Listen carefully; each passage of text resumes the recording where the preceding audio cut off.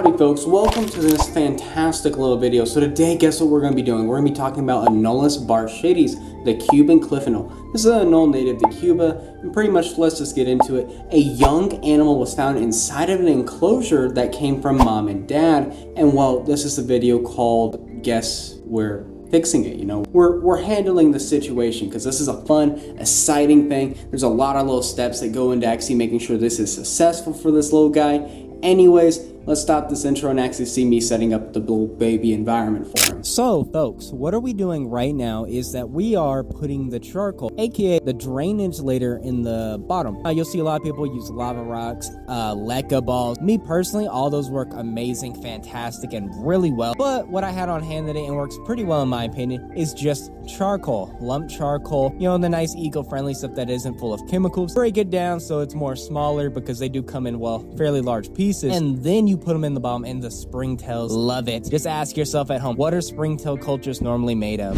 Whoa, that was a crazy little shake. But what we're going to be talking about now is, well, the second part of the drainage layer, which is the mess. Now, some people think it isn't as important, but in my opinion, I feel like I'm just going to talk here and just talk about it real quick. And it's pretty important because what this will do is it's going to basically keep all the soil, all the plants, the animal just digs a little bit out of the drainage layer, and it will really allow a separation. It also makes it easier to clean if you know what you're doing with, you know, hardware tools. Now we are moving on to adding a bit of soil in here. Now me personally, I like to put my soil in the corners first so I don't have to worry about things being awkward and weird, but some weirdos like to doing it in the middle. Sorry if you are that weirdo. I'm sure you have your valid reasons that make it make sense and do it a lot better than say what I do. Who knows, everything's a little different at the end of the day. But yeah, you know, you add the soil. This mix particular is meant to help hold tropical shit. So aka it's gonna help hold humidity. It's going to allow for egg digging. This isn't what it's gonna be used for here because it is a hatchling, but in this case it's gonna help a lot with the plant growth because the roots will have a super easy time growing throughout this soil and making themselves more established, which is what we're gonna need later.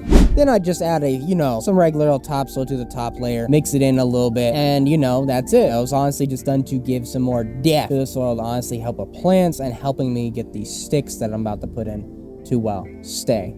So this is a relatively simple part of the video where we're going to go ahead, grab the sticks, put them in there. But before we do that, we're going to grab our big old van of pothos, which basically how we got this is we bought a big old piece, split it up, and just been growing off little offshoots for a good chunk of change. And well, here's one of them now being put in, like I just said. And this is going to pretty much go around the enclosure, allow for hiding spots for our little bartschi, and then just, help out the animal, have some hiding spots, also allow for some droplets for them so they can drink off of it. Then I'm going to be adding in the sticks. Now, if you know anything about the Cuban cliff anole, these guys in the wild be living on cliff sides, getting up a lot of heat buildup. Not a crazy amount as you're probably thinking with that notion, because they do use a lot of micro habitat, but they still get a lot of basking time. So I do want to give them the ability to get really nice and hot if they want, and then be able to go back under, chill in the shade and relax like they would say in the wild, minus the cliffside and all the limestone.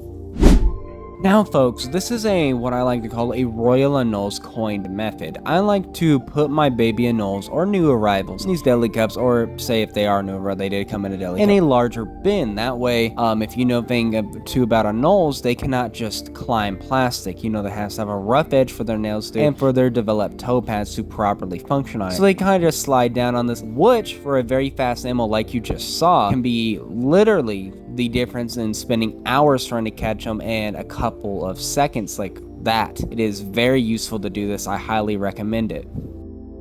You get a zoomed in shot of this.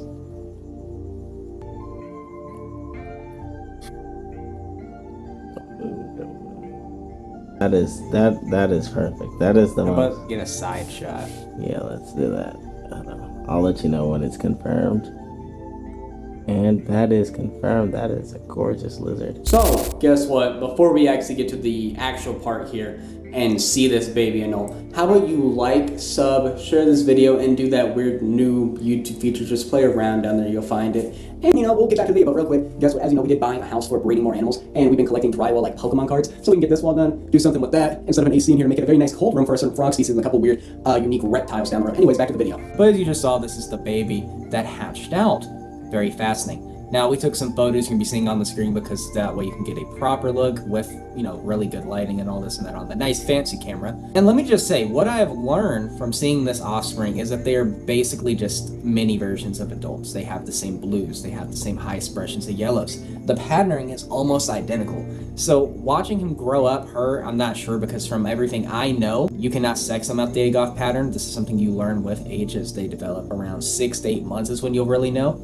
So we'll see as we go, but I'm excited to see how this develops, because if I looked at it right now and had to say anything, I would say it's a female, but I could be wrong, because, you know, that's what I know. I was told, I was taught that they do not show any signs of being male or female out the egg or the first couple months of life, and you don't see any development till the 6 to 8 months range, like with Farius, however you want to say it, the really cool species.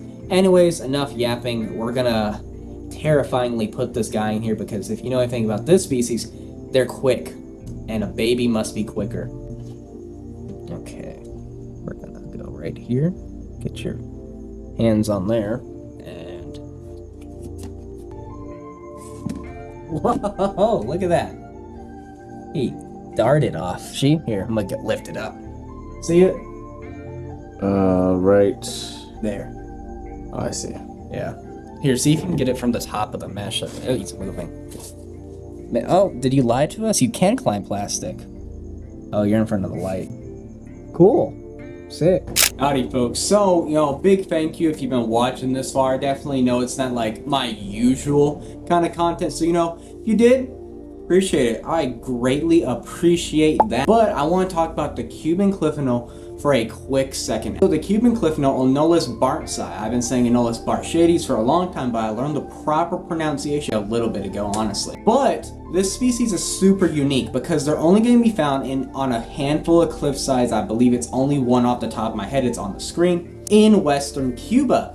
Now, you know, these cliff sides are typically made up of limestone structures. Now, if you know anything about limestone, it can get hot relatively quickly and retain that heat for a good bit of time. So in the wild, these anoles are going to live on these cliffsides. There isn't always going to be a large amount of shade for them to just go and hide under, say with like most anoles, which will help with their thermal regulation. English.